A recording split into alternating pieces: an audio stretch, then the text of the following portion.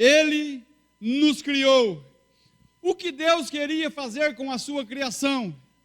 Queria que nós o adorássemos, queria que tivéssemos prazer nele.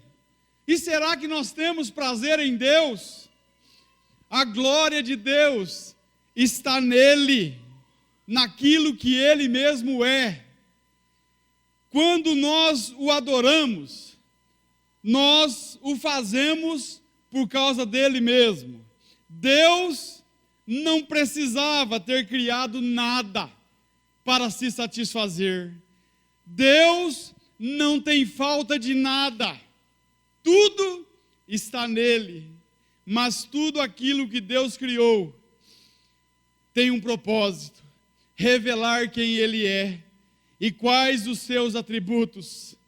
Em Colossenses 1,16 diz assim: porque nele foram criadas todas as coisas que há nos céus e na terra, visíveis e invisíveis, sejam tronos, sejam dominações, principados ou potestades. Tudo foi criado por ele e para ele. Note os termos: nele, por ele e para ele. Ele não tem falta de nada. Ele não precisa de nós. Mas ele é um Deus que quer ter relacionamento conosco. Ele é um Deus que nos criou para ter relacionamentos, para ter intimidade. Então, eu vejo a grandeza de Deus em suas manifestações. Eu vejo a grandeza de Deus em sua revelação. Deus, primeiro, ele se revela na consciência do homem. Olha só, Paulo diz assim, que há na consciência humana uma intuição a respeito do divino e do caráter de Deus. O homem sabe quando está fazendo alguma coisa errada. E aqui, eu não estou falando de crente, não. Também, mas eu estou falando de todos. Há uma consciência no homem pelo divino e pelo caráter divino, mesmo que ele viva longe do divino. Eu assisti o filme A Origem de Tudo, do Stephen Hawking. Eu vi Deus no filme. Cara, o cara é ateu. E eu consegui ver Deus no filme, porque Deus o abençoou tremendamente. Um cara tetraplégico, ainda conseguiu ser pai de 3 filhos. Cara, Deus é bom demais. Eu vejo a grandeza de Deus na vida de muitos. Então, eu vejo a grandeza de Deus na sua revelação natural. Porque o Salmo de número 19 diz que os céus manifestam a glória de Deus. Paulo diz que Deus se deu a conhecer pelas coisas que ele criou. Então, Deus se revela em perfeição, na perfeição do universo que ele criou.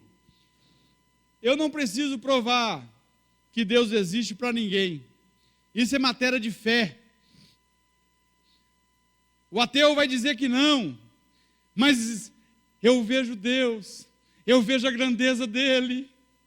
Nossa, andei de avião esses dias, e você olha, cara, eu costumo dizer que como pode um cara ser ateu andando de avião?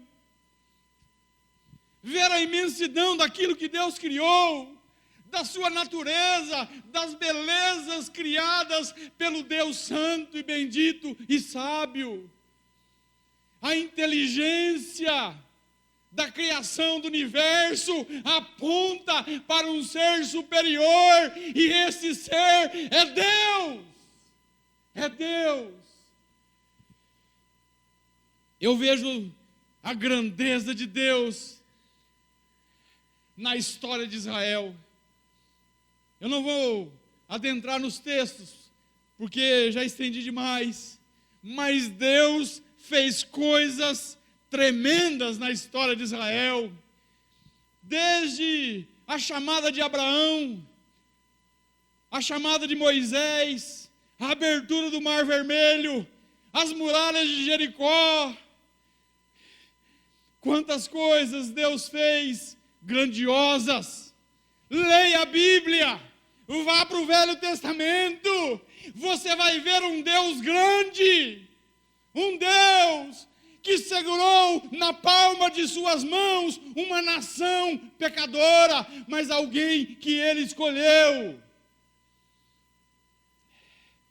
Não é à toa que Davi diz no Salmo 145, eu te exaltarei, ó Deus, e bendirei o teu nome pelos séculos dos séculos, e para sempre. Grande é o Senhor, e muito digno de louvor, e a sua grandeza inescrutável.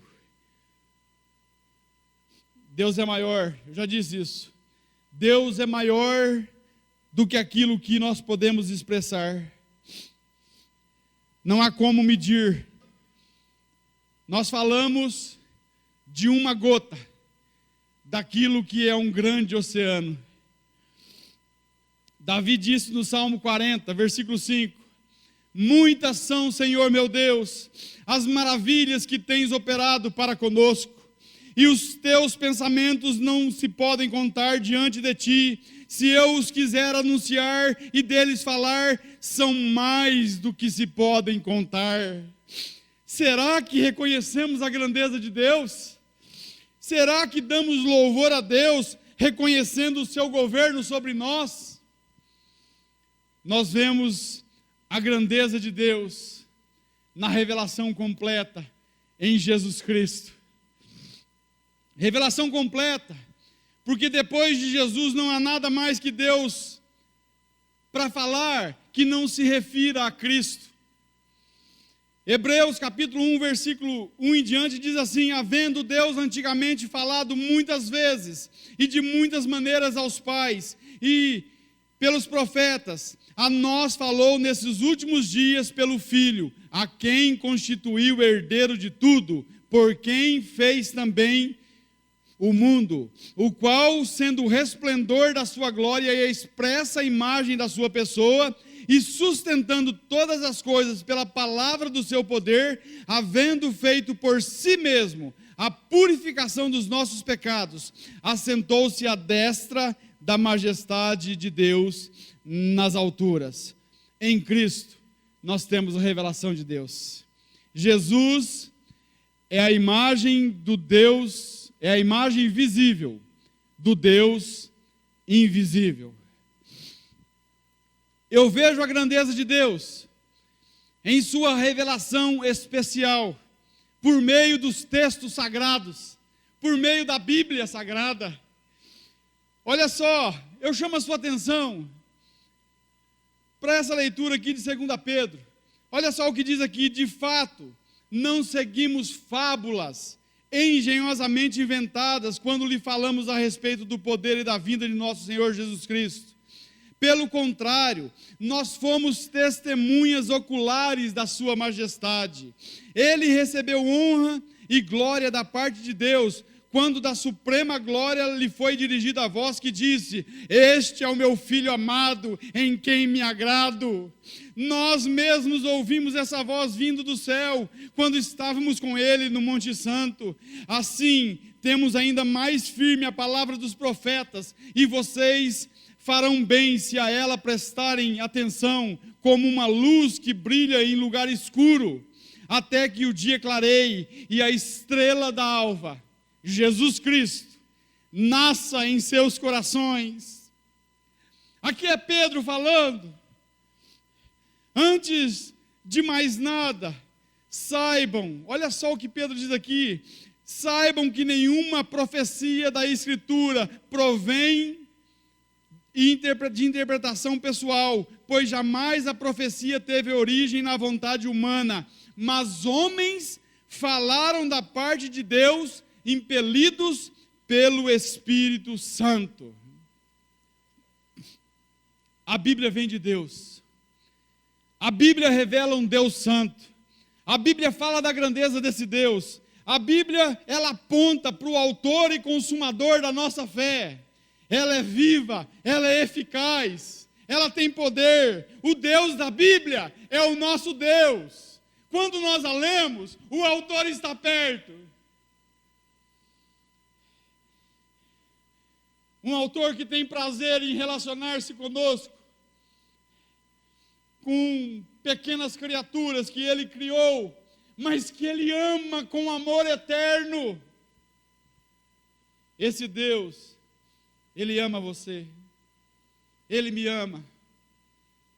Talvez você diga assim, mas eu errei, eu falhei, eu pequei, mas esse Deus, ele é grande em misericórdia, esse Deus é grande em poder, esse Deus é grande em perdão e em amor, e ele nos perdoa. Isso me faz ficar embasbacado com Deus. Aí vemos a grandeza de Deus, e eu vou encerrar, não vai dar nem para ir para o outro ponto. Nós vemos a grandeza de Deus no seu trabalhar em nós. Vemos um Deus bom, um Deus que não desiste de nós. Quantos livramentos, quantos tratamentos. Quando olhamos para trás, nós vemos a grandeza desse Deus em seu perdão. Não há como medir o tamanho do amor de Deus. Só quem um dia foi perdoado pode, ter uma fagulha de entendimento do que é esse amor. Só quem de fato tem relacionamento com esse Deus consegue ver a sua grandeza no tratar conosco. Nós teríamos desistido de nós por pouco, mas Deus não. Deus, ele é paciente. Deus não precisa. Nossa, a hora que eu escrevi essa frase, a hora que eu estava preparando a mensagem à tarde, completando ela, eu escrevi essa frase, eu olhei nessa frase aqui, cara, eu pensei assim, mas que frase tão pequena, mas com uma profundidade tão grande. Isso aqui não vem de mim. Olha só, Deus não precisa fazer mais nada por mim. Eu estou satisfeito nele. Você pode dizer isso?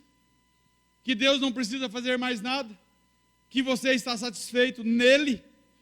Então, nada no mundo consegue trazer a paz que nós temos, como o pastor Itamar falou aqui no devocional. Nada no mundo consegue proporcionar a alegria de ter Deus como Pai. Nenhum dinheiro, nenhum bem, nenhuma riqueza consegue proporcionar o prazer de viver na presença desse Deus.